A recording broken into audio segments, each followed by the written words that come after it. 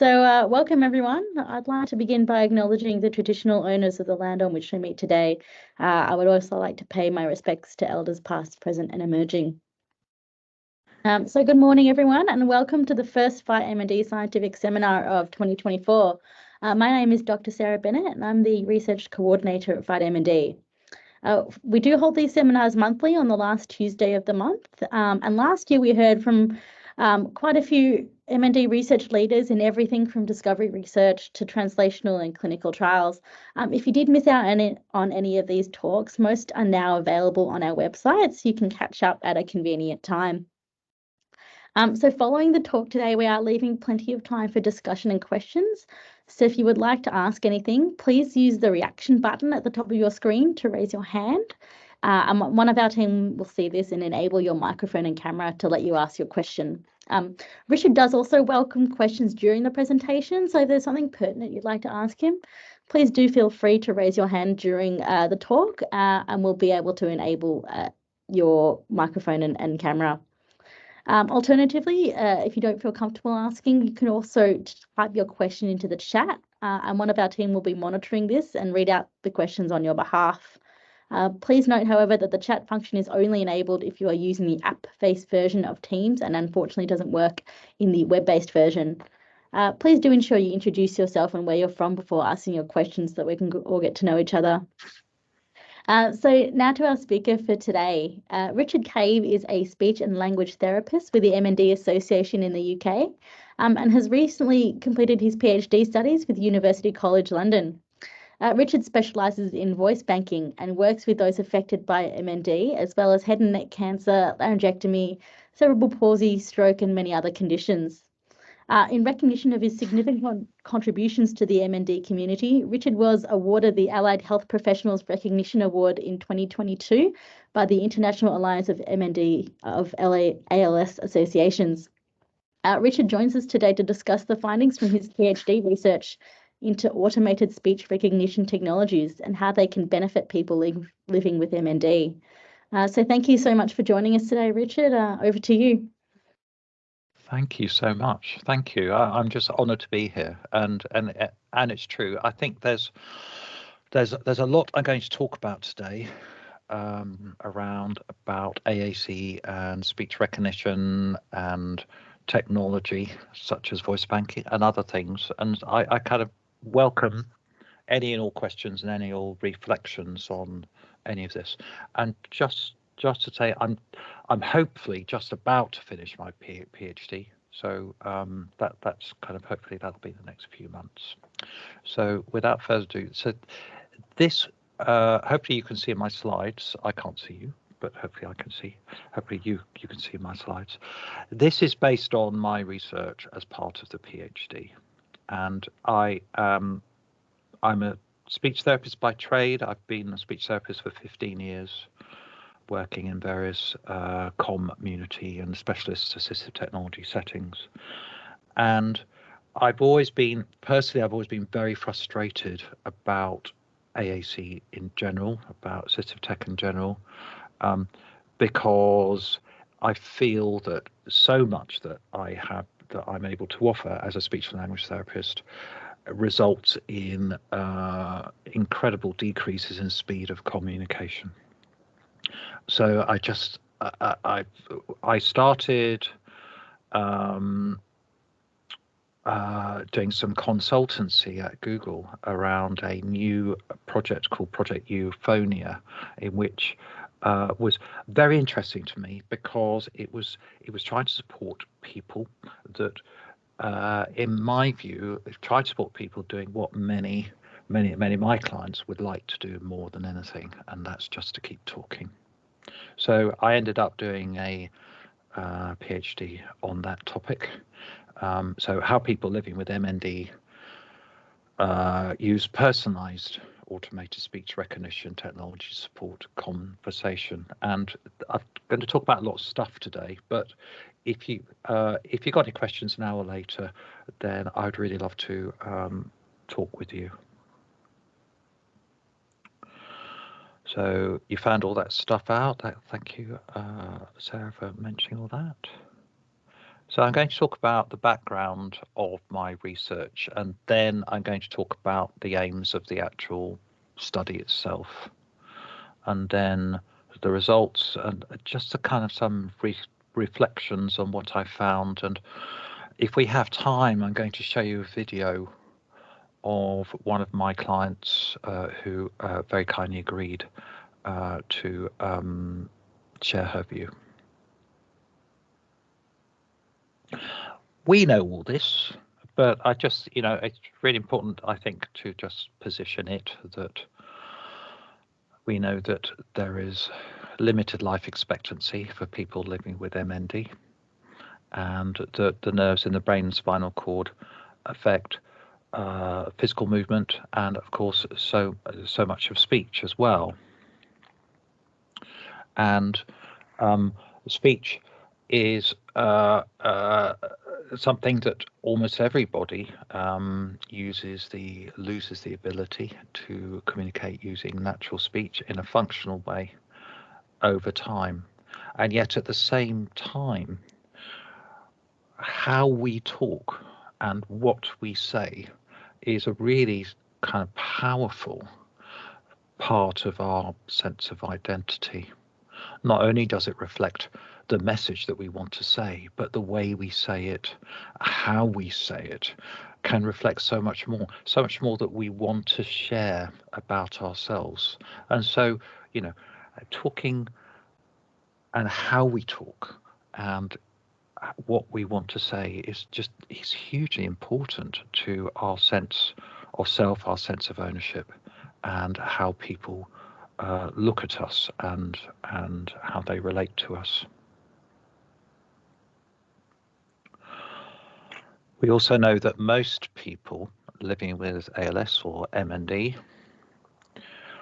will end up at some point using assistive technology. And assistive technology, when we compare it to everyday conversation, is very slow.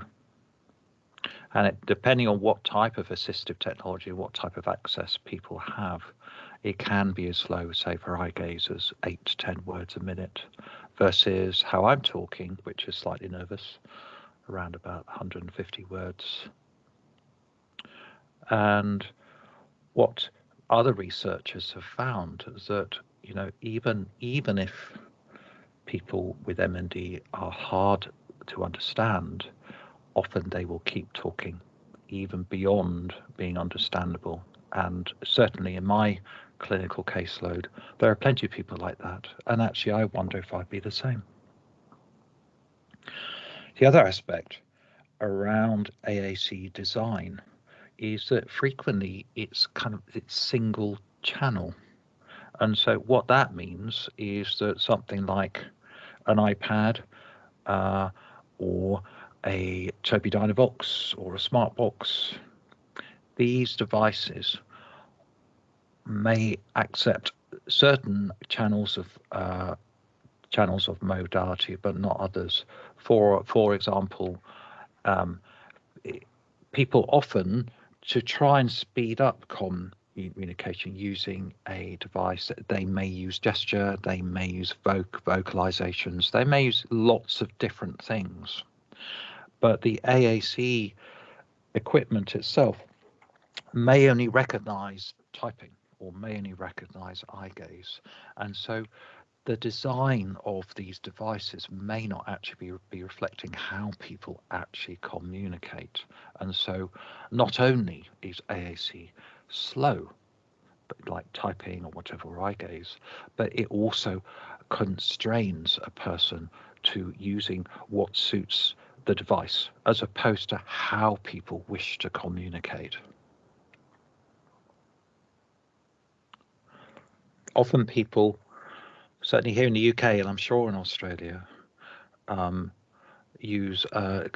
record their voice in a process called voice banking, and it's a way of creating a personalized synthetic approximation of a person's natural voice. And the idea is to use a voice a synthetic voice that sounds a bit more like me or you in an AAC device, so that when it's used, it has the output of it has more of a sense of identity, more of a sense of who the person is using it.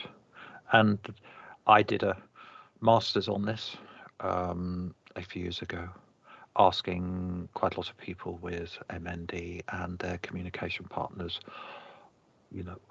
why do you want a voice bank? Or indeed, why do you not want a voice bank? And the answers were all the same. It was actually, I want to create a synthetic version of my own voice because I want to preserve a sense of my own identity if ever I lose my natural voice and use a device. And for people that chose not to voice bank, said, actually, I don't think going through the process of voice banking is going to do anything for my sense of identity or preservation of sense of identity. And so everything led to identity. One thing that was not clear to me was what people thought voice banking would be. So it was it came apparent that people who wanted to do the voice banking felt that it was less about voice and more about talking. So it's like talking banking as opposed to voice banking. Now, a voice bank is going to create a synthetic voice that may sound like you or me. It may have my accent. But what it won't do is sound how I talk. It won't be able to do that. It's just not that smart. And so the idea, it wasn't obvious to a lot of the people I interviewed that a voice bank is used in a device, and a device is slower than talking, and a voice bank will not change the speed of talking.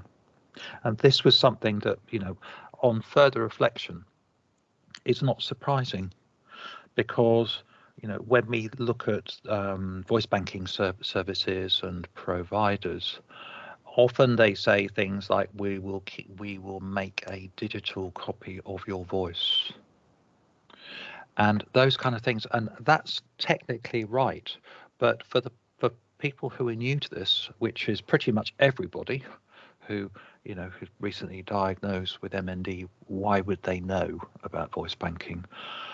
They could construe it in a different way, that it helps them to keep talking the way that they always have. And of course, a voice bank cannot replace the sense of emotional context in natural speech. So if I use my voice bank to talk to a policeman and to a 3-year-old child, it would sound exactly the same. So automated speech recognition is a kind of relatively new technology that for our area. And when we think about automated speech recognition, it's pretty much everywhere around us. So these days, I could use my own unimpaired voice on my phone, on my TV. In fact, I have a fridge freezer downstairs in my kitchen that I could talk to using my voice and get the thermostat to be adjusted. I could do that. I probably won't find much use for it, but there are likely to be people that would. And voice interaction could be disproportionately helpful for people living with MND and other conditions, because not only do people have dysarthria, often there is co-occurring muscular weakness. So the idea of being able to use voice, however dysarthric voice, to be able to keep a sense of autonomy as muscular weakness progresses is something that could be very valuable. And indeed, there are many clients that I work with that use Alexa or Siri or Google Home, and to do just that, to keep the lights, switch lights off and on, send texts, get directions, call an Uber, all that good stuff. And of course, automated speech recognition, if it worked for our clients that need AAC, it could help us to preserve speed and naturalness of spoken communication as far as possible. So this means that people can use speech as for longer speech as an input to AAC. So to keep the speed up and also have a sense of social closeness by using speech. The other thing I'd say about automated speech recognition, that the devices, the number of devices that me and you could interact with is everywhere, and it's forecast that by the end of this year there'll be more devices that we can interact with using voice than there are people on the planet. So it's not going away. In fact, quite the opposite. This technology is here and it's everywhere. The big problem with it is that it doesn't work for many of our clients because their voice is not standard as defined by the tech companies. So I'm sorry for the very wordy slide. So for ASR, for automated speech recognition accuracy for standard voices like mine, perhaps, it can be very high indeed. 95% accuracy, could even be higher depending on what words I say. But for people that have dysarthria, it can be extremely low. So low that it wouldn't be much benefit. And when I talk about practical benefit, what I mean is people will choose to do things in other ways than use automated speech recognition because it's quicker, or they may choose to do nothing or avoid the situation because it may feel easier. There are some for people with mild dysarthria, then speech recognition past may be helpful, but there's an interesting question here. It's like if people have mild dysarthria or very mild dysarthria, then there may be no need to use anything particularly special that's tuned to for dysarthric speech. They can use standard systems. Okay, I'll move to the next slide. So moving on, I mentioned that I've done some work at Google, and I worked initially on a project called Project Euphonia, which was collecting samples of speech with dysarthria from many different etiologies, and I believe there are 1.3 million phrases now that have been collected as part of that data set, and it may still be the largest collection of non-standard or dysarthric speech recordings in the world. From that project, the same team created an app, an Android app, which aims to help people with what's called non-standard speech, and I would say with significant dysarthria or dysphonia, or a combination of the both, to be able to be better understood by others. And it does this by enabling a personalized speech recognition model to be created on a person's own smartphone or tablet. And the goal is to have an extra modality in conversation that the listener can look at while person with dysarthria is talking, so that the listener has the possibility of better understanding what's being said.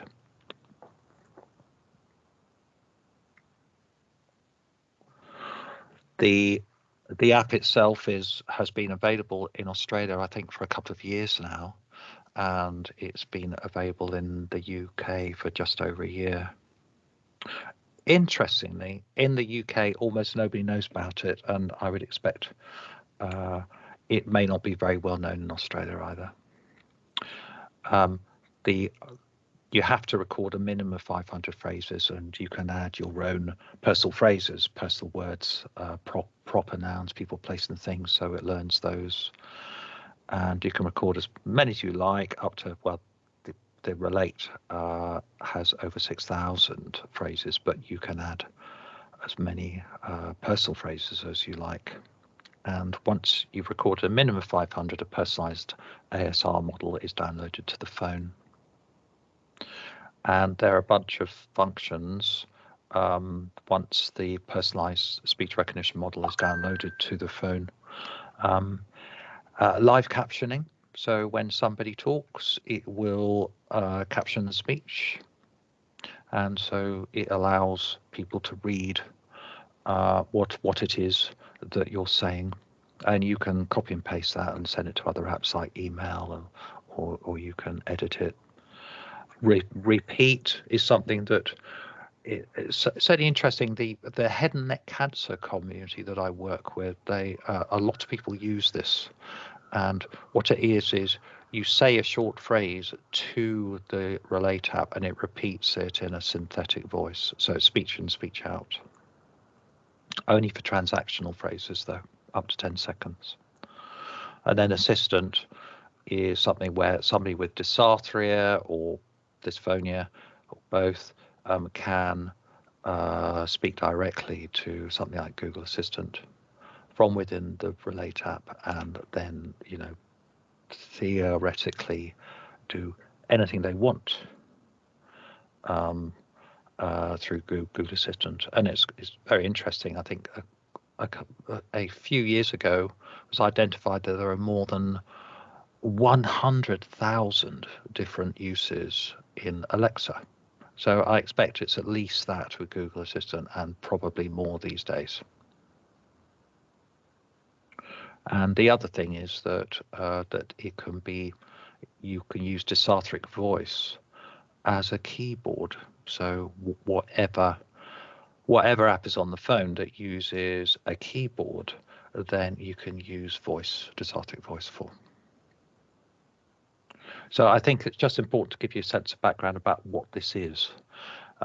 So in terms of the PhD, the idea was over a period of time, a year actually, of how people living with MND and significant communication partners used this personalized ASR, the Relate app, to support everyday chat.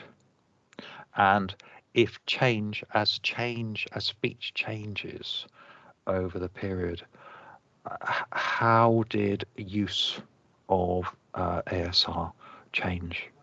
How was there any functional change? So in terms of assessment, that kind of did different things all at the same time. So on the device, I wanted to measure the accuracy of the captions that were generated on the Relate ASR. So I use something called word error rate, which is probably the most common measure for measuring accuracy of captions. But there's a problem with word error rate, that it categorizes any word captioning error with exactly the same weight. And yet we know there are some words that have more meaning inherent than others. So like a proper noun may have more meaning than something like and or in a sentence. And so on top of measuring the word error rate, myself and another speech therapist not linked to the project just assessed per phrase whether the relate captions preserved meaning of what the person with MND was trying to say. And we made a call on that, and if we didn't agree on any scores, then we discussed them. The other thing we used was conversation analysis, and this is a really very powerful tool to understand exactly what's happening in a conversation by documenting very closely all the interactions within a conversation, and just seeing how people understand each other, and also when there are misunderstandings, how they are repaired, or if they are repaired. And the third area was a thematic analysis of kind of semi-structured interviews, both the person living with MD and the communication partners, about how they found the experience of using relate within conversations. So over the period of a year, I worked with 3 people living with MND and conversations at their home or work. It was wherever they wanted to do this, and collected 26 recordings over approximately 12 months, and to measure any change in speech, used the French A de Sartre assessment to monitor that. Also, I monitored, because this is new technology, I was monitoring other stuff like when there was a new release and all those kind of things, anything that may affect the outcomes. So from the results, the Relate app gives a forecast of accuracy to the user. So every time model's created or they record extra phrases, the Relate app gives a forecast of kind of high accuracy, medium accuracy, or low accuracy, and those are bands of word error rates. And what I found when I calculated the word error rate based on what was actually said in each of the conversations, the word error rate was always higher than the forecast. And this is almost certainly because the way that Relate calculates accuracy is based on sets of phrases as opposed to conversation. And the evidence shows that conversation is harder to caption using ASR than phrases, and this was almost certainly, kind of another indicator of that. Also found that meaning loss of phrases was very significant when at times when particularly proper nouns were used in phrases, and when custom cards were not utilized. So custom cards are ways for people to train the speech recognition model on the words that matter to them, like family names or places and things that they do, things that they say. And so it feels like, one of the learnings here is that it feels like it's not enough to understand how people talk in ASR. It's equally important to understand what they say. However, it's not right to say that a very high word error rate equates to low understanding, because the captions are only one part of the interaction. And so one of the most important things about Relate and other kind of ASR type tools is people keep talking. And when people talk, then a lot of other stuff comes with that. So facial gesture, tone, pauses, all of that is part of speech, and none of that gets removed by the AAC, which in this case is relate. The other thing is that sometimes the relate captioning was wrong, but the captioned word sounded similar or was semantically similar to what the person said. And sometimes that was enough to cue the listener as to what was going on. In fact, one conversation partner said, that relate was not accurate all the time, and sometimes it only gave hints and clues to what was actually going on. But the overall, I talked at the beginning about kind of single channel type of ASE approaches. Here it feels a lot more multimodal. And bear in mind that the captions are appearing on the phone. And so the conversation, the interaction does not go through the phone. The interaction, just like in the photo here, goes between the two people talking, and sometimes the listener may look at the captions if they don't understand, or they may not. And the bottom line is what really counts is not really word error rate. What really counts is understanding. Is the listener understanding what is being said? Does the conversation feel like it's a success? Is it making progress? That kind of a measure is really hard, particularly for if you're Google and you are running an app on a phone. It's really hard to measure understanding. It's much easier to measure word error rate because that's something that can be done on a phone. But understanding requires the listener to contribute, and that's quite hard to run from a phone. The other thing is that I saw that people used relate relate, the captions in relate in different ways. In fact, one dyad looked at the captions very rarely, and actually one was on average 7% of the time, and that couple preferred to, when there was a misunderstanding or difficulty understanding what was being said, the default position for them was to work it out between themselves rather than automatically go and look at the captions. Another communication partner looked at the captions for 40% of the time on average, but in this case it didn't seem that he all the time did not understand what was being said.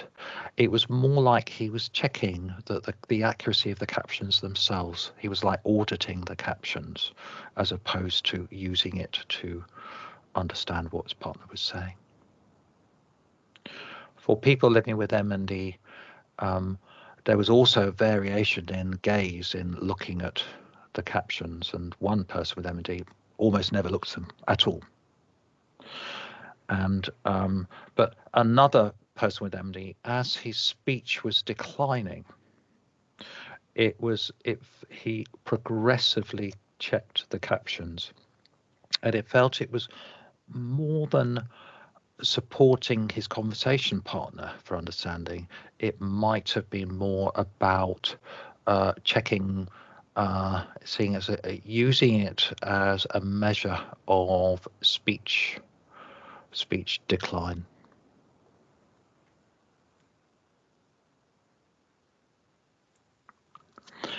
This concept of custom cards became quite an important feature within this study, because people living with MND felt that when they used custom cards for those proper nouns, then they felt it was more accurate. They felt the relate was more accurate. And this is particularly important because for proper nouns, that when people don't understand, say, a name or a people or a place, it can be quite hard to work around to explain or to kind of find some context when actually the person or the thing may not even be in the room.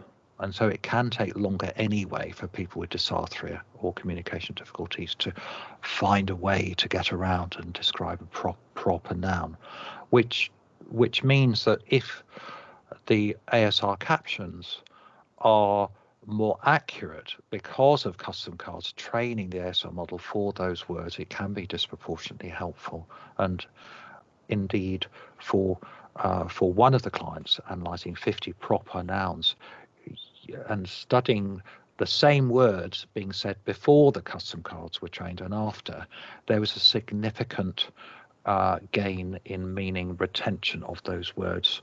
Clearly, it was not perfect. Nothing is perfect in the study and the captions, but it was a significant change. One of the things that I end up reflecting on at the end of this study was actually kind of why custom cards were not used more, and part of that is down, I believe, down to the design of the app, that it doesn't reflect. It reflects custom cards as purely optional, whereas actually from a functional benefit, it could be treated as more important than that. So for people using, for the 3 people with MND that used Relate in this study, they said that they would only use it for specific people, situations and contexts. And some people said they would only use it for kind of friends and family and not serious conversations, as they coined it. And indeed, talking was always the preferred modality, even though that they had other forms of ASE that was available to them. And there seemed to be some kind of a hierarchy of repair strategies when there was a misunderstanding, and it would start with speech, and then if speech didn't work, then it would go to the Relate captions, and if they didn't work, it would go to something that the person with MD was more in control of, so something like pen and paper or texting on a phone. So it would take longer, but it would have much improved accuracy because it was under their control.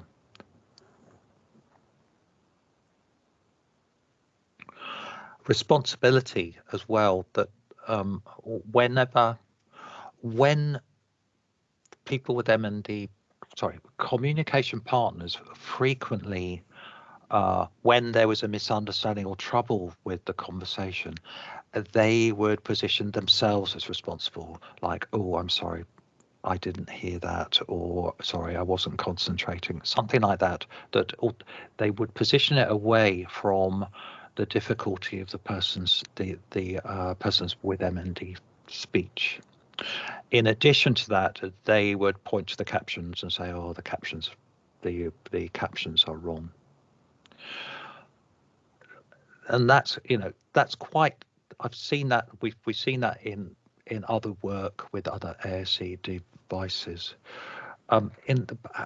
However, 2 of the people with MND actually said on more than one occasion that they blamed themselves for the ASR incorrect captioning and attributing fault to their decline in speech and their lack of confidence with the technology.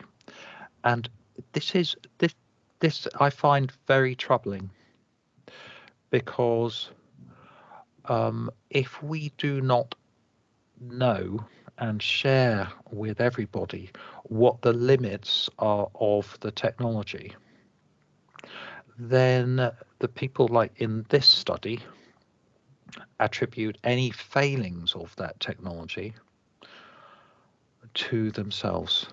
So clearly this is a new technology with limits, but often the people with MND did not know what those limits were, and so figured it out. Must be themselves, and this is the reason why this is troubling is because it can support, it can bolster senses of negative psychological well-being from the technology. And this is similar to, there is other research in other areas where actually this is where this has been found as well, even in speech recognition, where people from African Americans from the Deep South, where speech recognition technology is less effective generally, that they would try and adapt their speech or blame or feel a sense of responsibility that the technology wasn't working as well for them as, say, for Midwestern white folks. So my reflection here is that all people with MND felt relate helped in specific, but only specific circumstances. But communication partners felt that they understood people with MND better than relate. And personalization of speech recognition using custom cards appeared critical from what I saw. Although this was a small study, and it's hard to, I can't claim to generalize out to the wider population. What else? The ASR seemed to support people with what they wanted to do, and that is to keep talking. And also it did not, even though it was not accurate by some stretch, it did support multimodality communication. And so the accuracy of the captions is not there's not a direct link between the accuracy of the captions and level of understanding. In fact, very often the captions, whether they're accurate or not, weren't even looked at all, because it seemed that the relate technology directly supported people to interact as normal. It felt more normal when I was watching. It felt like a much more normal interaction using speech and repairing by each other rather than having to go through ASE. However, there are considerations here of control and accuracy, because when people ended up using a pen and paper or texting or something like that, they were in control and it was accurate, but it did take longer. Having said that, how long will a mistake take to be repaired when the captions are not accurate? So kind of taking longer is really relative to what was happening prior to it.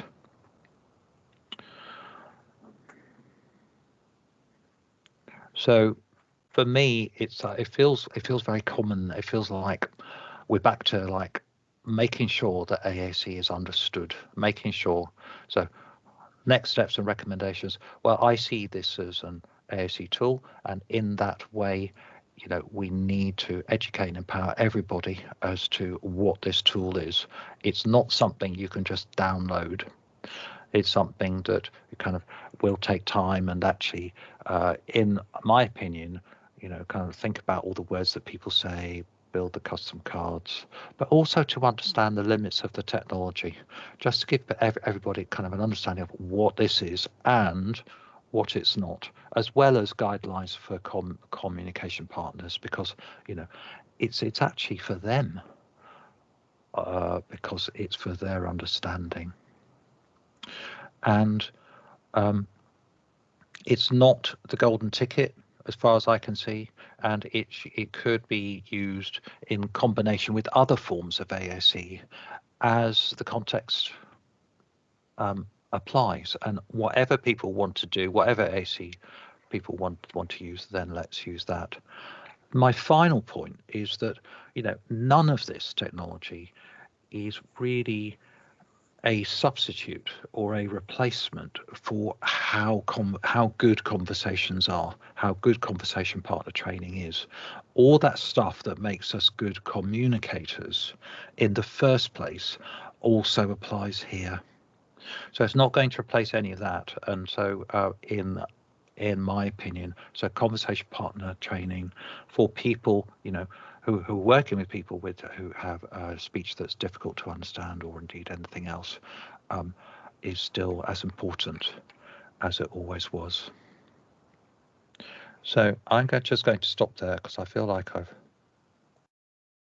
talked a lot, and if you want, I can play you a video of somebody using Relate. It's just 1 minute long, but I don't want to stop you having your lunch or whatever.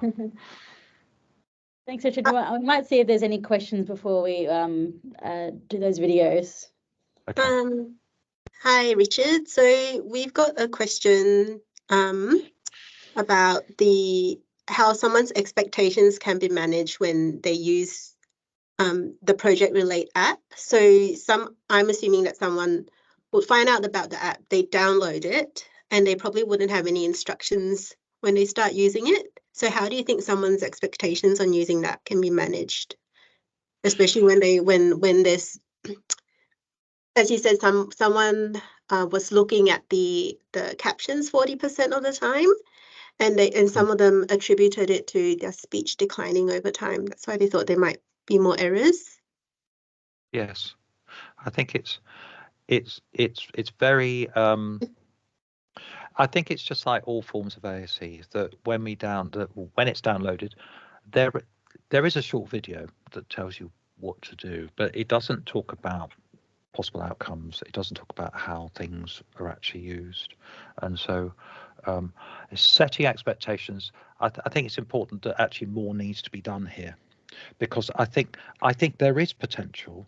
From what I've seen, there is potential in certain contexts and places to help people to keep talking and to be understood. But the problem is understanding when and where, and those decisions, people that use ASE, it's their decision what they want to do. And so we need to share kind of what the strengths and limitations of this technology is, and just being completely open and honest about it. So that work still needs to be done. Yeah.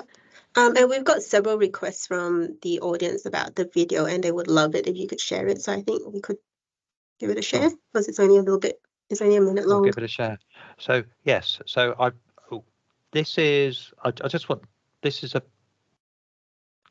stop talking. I'll just play the first bit, which is without the captions, and then I'll play it with the captions so that you get a sense of kind of where we've come from.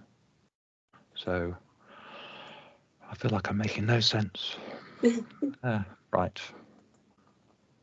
So please stop me if you cannot hear. My name is Lynn. I live in Westfall, which is what I've done this for tennis. I've been married for 50 years. We like to travel and visit the USA. I know Australia. We have two sons in their 40s. I have 5 grandchildren. I aged 7 to 40. They are very understanding with my speech problem. A straw poll, hands up if you feel you could have a conversation with this lady. If you feel. I feel like I could understand the first couple of seconds, and then I kind of struggled after that a little bit.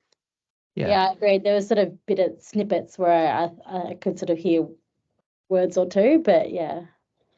Okay. All right, so just going back. Let's go back up. Okay, so this is with the captions running in parallel.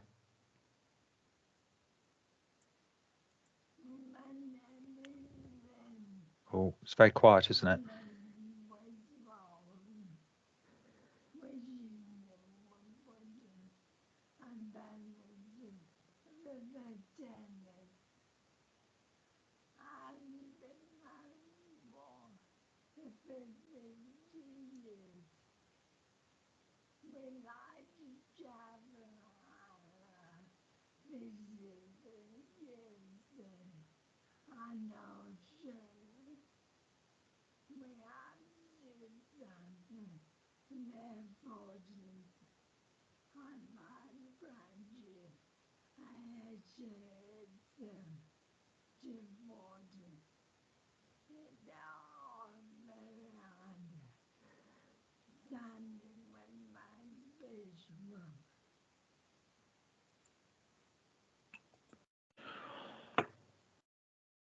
What do you think?